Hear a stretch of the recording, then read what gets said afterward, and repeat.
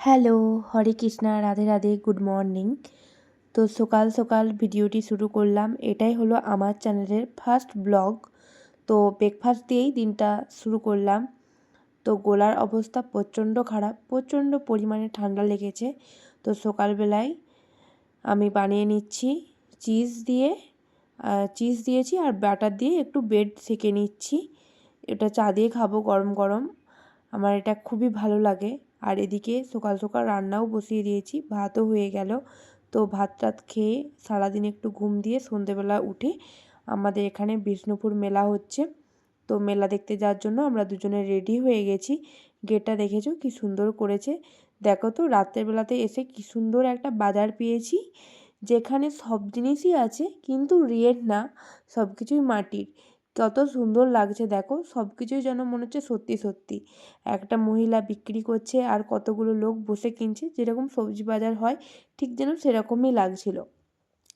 তো আজকে খুব দারুণ দারুণ শো আছে, তো দেখবো। একটু যদুবট্ট মঞ্চের দিকে গিয়েছিলাম, তারপরে মেলার সমস্ত কিছু একটু টুকিনাকি ঘুরে দেখে নিই। এদিকে দেখো কত সুন্দর যে আদিবাসীদের বাদ্যযন্ত্রগুলো হয় সেগুলো এখানে আছে, সব ধরনের বাদ্যযন্ত্রগুলো এখানে আছে। খুব মজা পেয়েছি এখানে এসে। দেখো আমরাও একটু নিজেরা বাজিয়ে বাজিয়ে দেখতে পাচ্ছি। আর গাছগুলো দেখেছো কি সুন্দর রং দিয়ে করেছে, সত্যি খুব সুন্দর। আমার একটা বান্ধবী আছে আদিবাসীদের, তো তার বিয়ের অনুষ্ঠানে যখন গিয়েছিলাম, তাদের যে এই বাজনার তাল, নাচ সত্যি মন ছুঁয়ে যাওয়ার মতো। খুবই মজা পাই তার বাড়ির যে কোনো অনুষ্ঠানে, যে খুব খুব তাদের আদর আপ্যায়ন একদম অন্য রকমের। তাদের রিচুয়ালস, তাদের আদর আপ্যায়নে একদম মন মুগ্ধ হওয়ার মতো, খুবই ভালো লাগে। তো দেখো আমরা দুজনে একটু বাজনাটা বাজিয়ে নিচ্ছি একটু ছবি ভিডিও তোলার জন্য। আর এই ময়ূর পালকগুলো দেখো কত বড় বড়, কত সুন্দর না? আর এত এত এত সুন্দর একসাথে সমস্ত কিছু দেখে না খুবই ভালো লাগছে। এই সমস্ত কিছুর নাম ওখানে মেনশন করা ছিল। তো এরপরে একটু ওখান থেকে বেরিয়ে একটু মেলা ঘুরে নিলাম।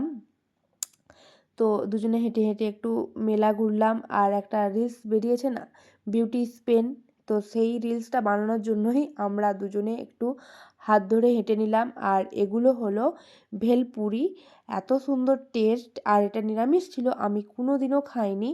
তো খেয়ে না খুব ভালো লেগেছে। আর এই স্টেজে যে ডান্স প্রোগ্রামটা হচ্ছে না, গানটা হয়তো দিতে পারবো না কপিরাইটের জন্য, কিন্তু এই নাচটা দেখে না পুরো মুগ্ধ হয়ে গেলাম। জানো তো ওই বাচ্চাগুলো না কানে শুনতে পায় না, তারা এত সুন্দরভাবে প্র্যাকটিস করেছে, না দেখলে না বুঝতে পারবে না, খুব ভালো ডান্স করেছিল।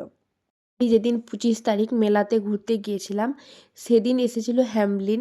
আমার প্রচণ্ড পরিমাণ জ্বর ছিল, এত সর্দি কাশি জ্বর নিয়েও আমি মানে যাওয়ার আগে একটা প্যারাসিটামল ওষুধ খেয়ে যা করে মোটা মোটা ড্রেস পরে আমি উঠে গিয়েছিলাম শুধুমাত্র এই দুটো প্রোগ্রাম দেখার জন্য। একটা হলো হ্যামলিনের এই যে প্রোগ্রামটা তোমরা এখন দেখতে পাচ্ছ, অরিজিনাল মিউজিকটা আমি দিতে পারছি না, এত সুন্দর বাজিয়েছে না, পুরো মন মুগ্ধ হয়ে গেছে। সত্যি দারুণ, সত্যি অপূর্ব সুন্দর।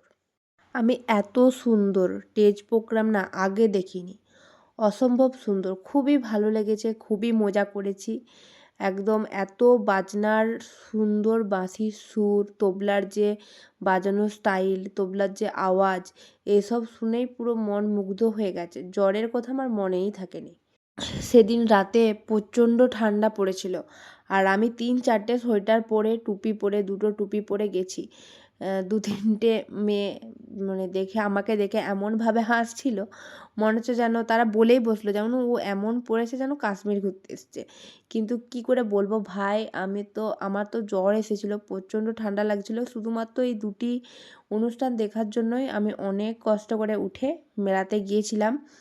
একটা হলো হ্যামলিন, আর একটা এখন দেখতে পাচ্ছ বুলেট বিহেভিয়ানের যে প্রোগ্রাম বুলেটদার, সেটা দেখার জন্য এসেছিলাম। আর কি বলবো, অসম্ভব সুন্দর। এত সুন্দর স্টেজে প্রথমবার বুলেট বিহেভিয়ানের যেই র্যাপ সং আমি প্রথমবার শুনলাম, খুবই ভালো লেগেছিল। আমি পুরো প্রোগ্রামটা শেষ করে একদম এসেছি রাতে বাড়িতে 1টা 1:30টার দিকে।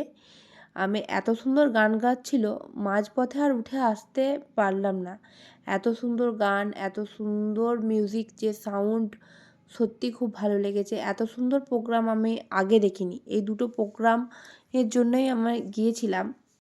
শীতের এত ঠান্ডাতেও দেখো 12:30 বাজছে, তখন কত মানুষের ভিড়। আর আমাদের সামনে চেয়ারগুলো ফাঁকা কিন্তু ছিল না।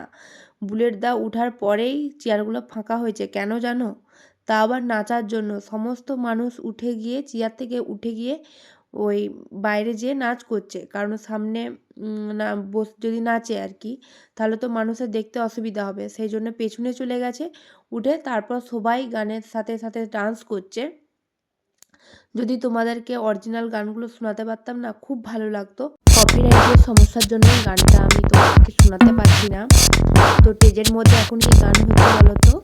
নিশ্চয় করেছো তুমি আমায়। গানটা না খুব সুন্দর গেয়েছে আর এত ভালো